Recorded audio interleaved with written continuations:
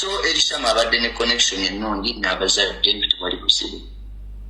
Elishama ebyo byonna bwe byamala okuggwa yali alina okudda ku ssomero nga bwe mbanyumiriza n'adda ku ssomero n'atambuza obulamu.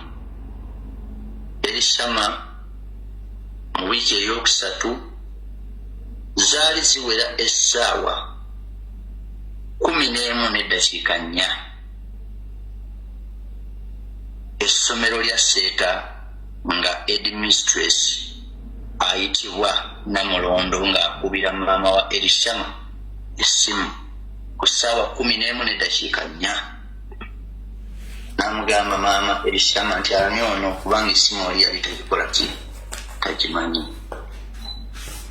Amukubira essimu amugamba maama Elishama tufunye obuzibu ku ssomero. N'amubuuza buzibu ki. Mukyalo oyo yamubikira omwana n'amugamba Elishama afudde. N'amubuuza omwana wange afudde ki. N'amugamba ky'oba omanya omwana afudde. Maama yaddamu ekigambo kimu sitaanabbi omwana wange akanyuga essimu. Taata n'azuukuka n'abuuza Namusyani buzibu ki. N'asitulawo essimu nga maama takyayogera birala. Taata n'akubira essimu essomero. N'addamu omukyalo oyo n'apiikinga n'amugamba ssebo tufunye obuzibu omwana afudde era mbu omukyalo ono kyeyayogera nti omwana yeetuze. Ng'omusajja ebigambo byamuggwako naye era yaguma. N'amugamba oba oli mistake ninze ng'omwana owange si ye. N'amugamba owuwo ddala. N'amugamba bwe biba bwe kiri katusituke tujje tukakase. Mu mbeera eyo yonna ey'obwangu bwangu kwata wano kwata wali baasituka driver n'ayingira emmotoka n'avuga abazadde bano. Mu kufuluma baatandika okukuba essimu sooka n'akubira muganda we bwe bamuyita John, then n'akubira mukoddomi we omulala gwe bayita Ronald n'ankubira bwe yali akava ku ssimu mwannyinaze n'ankubira nga ŋŋamba Elishama afudde naye tutuuse ensambya yanguwa ojje otusange bwe batugambye ku ssomero naye tudduka tugende tukakase oba yeye. Mba ndi ku ssimu nga mpulira omuka akuba essimu ku ssomero ng'era ayogera naye mu background nti bw'abanga mwana wange ddala ng'afudde mbadde nkwegayidde headmistress bambi temuggyaawo mayiti eyo tuli mu kkubo tujja. Tewaliwo jjaamu obudde bwali bukyazibye bwe batyo abazadde ne bavuga kipayopayo. Aba atuuka ku Jinja Road n'addamu n'akubira headmistress Namulondo essimu n'amugamba madamu Namulondo bw'aba omwana wange nga mugamba yeetuse mbeegayiridde temuggyaawo mayiti eyo ndi mu kkubo nzijja. Amazima gali nti buli muntu yakola ekisoboka. Brother Ronald yavuga emmotoka ye yasooka ku ssomero. Bano baali bakubiri nze nali wa kusatu naye nga tewali yaleka munne eddakiika ziwera wadde eddakiika 4. Ronald atuuka ku ssomero asiŋŋanako Honorable Minister Jesse Muyingo nga waali n'ekabangali 2 nga mayiti y'omwana baagijjeeyo dda baagitadde ku kabangali ekiro ekyo. Era emboozi eyabuuzibwa kyayogerwa nti Jesse Muyingo yatuuka ku ssomero eryo ssaawa 8. Mu kutuuka ku ssomero Ronald amusiŋŋana aba amusisinkana bw'ati ng'amugamba nti ekirungi n'abazadde baabo batuuse mbadde nkusaba Honorable wandirinze abazadde. Mwami Muyingo yamugamba nina puroguramu nnyingi sijja kusobola kasita abasitaafu we bali. Mwami Muyingo n'ayingira emmotoka n'asimbula. Aba asimbula abazadde bayingidde bavuddemu nga nange pikipiki entuusa ku ssomero. Mwami Muyingo yatuyitako n'agenda ne nyingira mu ssomero tugenda okutuuka ffenna ng'amazima mayiti erikabanga ali muyingo olwafuluma ne mayiti nefuluma naye nga tennafuluma omuzadde yababuuza omwana wange we yeetugidde luddawa bamugamba olwedde tumugyeyo ali mu body bag tayina kye yali asobola kukola kirala kubanga yali already disappointed ku kigambo kye yabasaba ne bagaana omugumiikiriza era poliisi yagamba nti obudde bugikutte eyagala kutwala mayiti mu ggwanika esobola okukomawo okugenda okukola emirimu emirala tiwaliwo ebizibu ebirala mutunuulira embeera nga mayiti eri mu body bag basimbula ne bagenda ne batulekawo abazadde mayiti ye yatusooka muyingo ye yasooka okufuluma mayiti nemugoberera ffe ne batulekawo gye waviira taata bwe yatuuka n'agenda ne bamulaga domitry mbu awo omwana we yeetugidde naye nga domitry agiraba ejjudde abaana n'abuuza abalala baliwa ng'abaana jjukira baali babafulumiza mbu bakuuma crime scene abasomesa baaliwo nga bali mu kafuubano bonna beetuumye abaaliwo ekyengulu awo ku kyaki domitry nga bonna bwe baaliwo naye ng'abantu babiri be batambuza ensonga z'essomero lyonna omwali omukulu principal wamu ne headmistress ntuuka bulungi nnyo domitry baali bamaze ogisiba era ddati ng'afulumyeyo zesaayingira mu domitry nasigala ne mwannyinaze ono ne musaba nga bano bazze ne bagamba nti mujje tubabuulire ku nsonga ze tulowooza nti zaviiriddeko omwana okwekola ekintu kino nayitayo mwannyinaze ne mukumaakuma ne tutuula ku pavement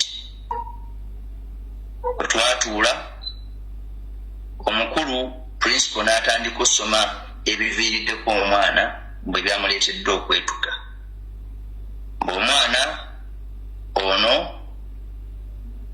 abadde alaba nnyo animations zirabika ze zamuleetedde okwetuga statement zituuka ntandiko zeewuunya animations zireetera ziki omwana okufa secondly mbunga yali mu senior 1 balabako mu artbook ye mbu yakuba suicide note mbu suicide badge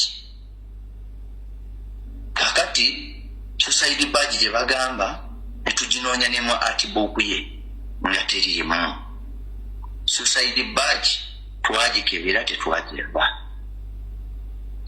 omukulu oyo n'atugamba nti omwana alabika abadde yeetegekera dda okwetuga mbwera yagezaako n'olumu mbu okuva ku madaala mbu banne ne bamukwata ne tubabuuza oba ebyo byaliwo lwaki temwabitugambako nati tubitegedde kati mbwera yabaddeko mu computer lab mbu n'agamba munne mbu mpaamu kompyuta eyo mbeerewo njoyinga obulamu bwange obusembanyi abyogera naye kyetulina gutulabako mu butuufu twatandika okwewuunya n'okwesika ne twesika kakati tugamba mu butuufu bino byeboogera mu mutima nga tebigatta ku Elishama bwe tumanyi Elishama yabadde asinga okukeera mu Scripture Union Elishama abadde asoma bulungi among the best student Elishama abadde focused ng'ayagala nnyo okumanya n'okugenda mu bulamu obwo obw'omu maaso nga naye alina byeyeeteereddeko engalo mu butuufu byatutabula bw'amala obyogera abazadde baanyiiga ne bawulira omutwe nga gubawuuma ebigambo biboogera ne bagamba wabula katutambule tugende ku mochari tusisinkane omwana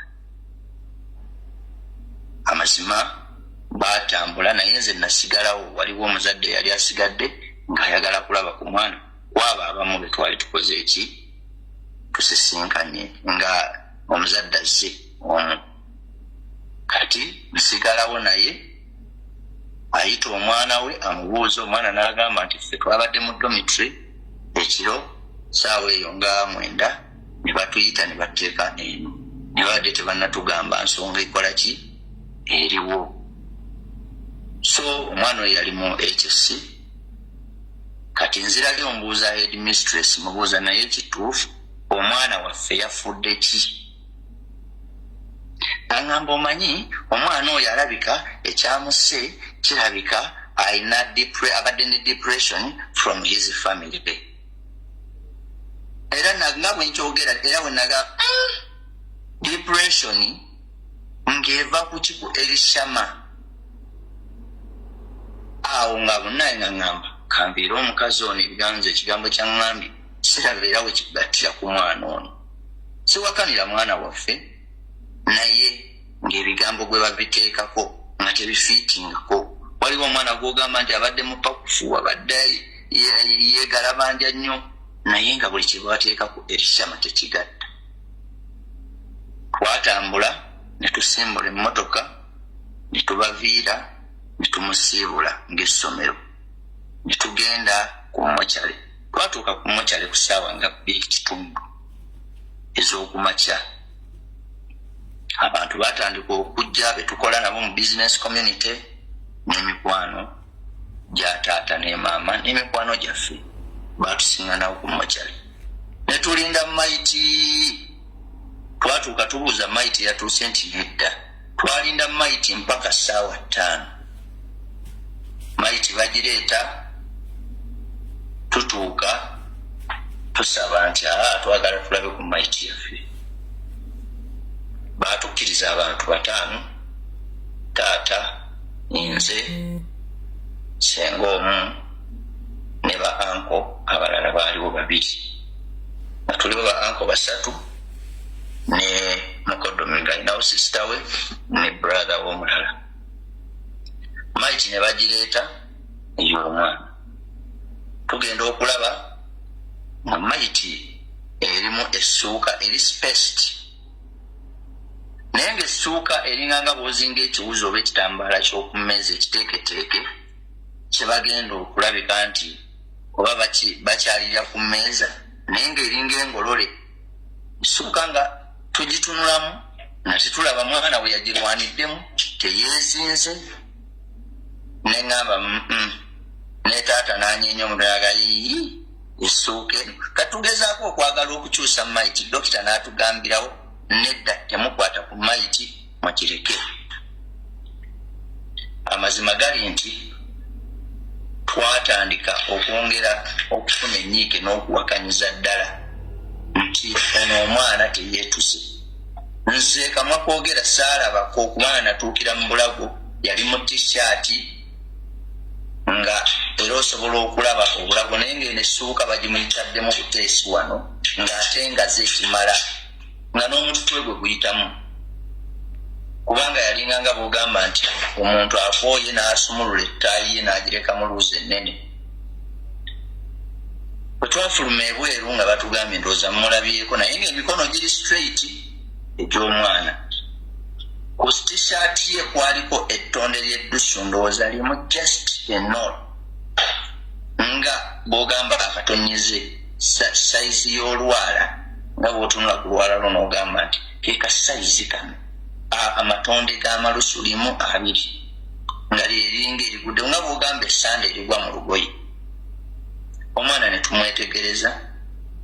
Omwana mu butuufu nga talinaawo yagimu naiti ye bulungi empale ye ya bbulu neggule era ng'erire bodi Elishama nga talina we yeeyonoonedde talina we yeefukidde tewaliiwo kintu kyonna. Netulesikamu nti netugamba naye omwana ono bwe bagamba ebituse ng'ebintu ndaba mutumutunuddeko yenna ali fresh sikini ye eraga nti eringanga nibwogamba omuntu ng'aliko akasiko mutuufu byatubusaabusa. Netulaba era sayinizi ez'omuntu nti oba yeetuze nga olulimi lwo lulinganga bw'ogamba nti omuntu ayogera ekigambo ze nga terufulumye kiri awo nti ng'omuntu eyasitwagolinze ng'omwana amaaso geebisse tegali mugamba nti nno oba alwanye n'olaba nti eriiso lyalwanye nga afa. Bwe twadde ebweru buli omu yagamba kimu, omwana ono teyeetuze, waliwo ekitagatta. Era abaali bagamba nti omwana bw'aba yeetuze nti tumutwale tumuziikirewo ku olwo, bwe twamala ofuluma mokyale puroguramu zonna ne zikyukirawo, ne tugamba muleete aba national service bateekereteekere omwana ono enziika yentuufu ng'omuntu. Era tetwazika eisama ku Lwokutaano nawadde kiraga nti yafa ku lunaku olwokuna nga bukya tutuuke ku Lwokutaano. Ne ku ssomero nga sibuuziza bingi, nga sibuuse nakwerabira, twabuuza bo abaabadde mu ddoomu baliwa, nga tewali n'omu gwe tulabako. Ne tubuuza tewaliiwo wadde footage nti ya poliisi byonna ebikwasaganyiza. Kati awo twatandika okusooka okulowooza ku nzika y'omwana ate n'okugyawo ebirimbo. Tugamba omwana ono teyeetuze, waliwo ekitagatta. Era omwana oyo twamuziika ku lunaku lwa 6. Lunaku olw'omukaaga olwo essomero nga siraze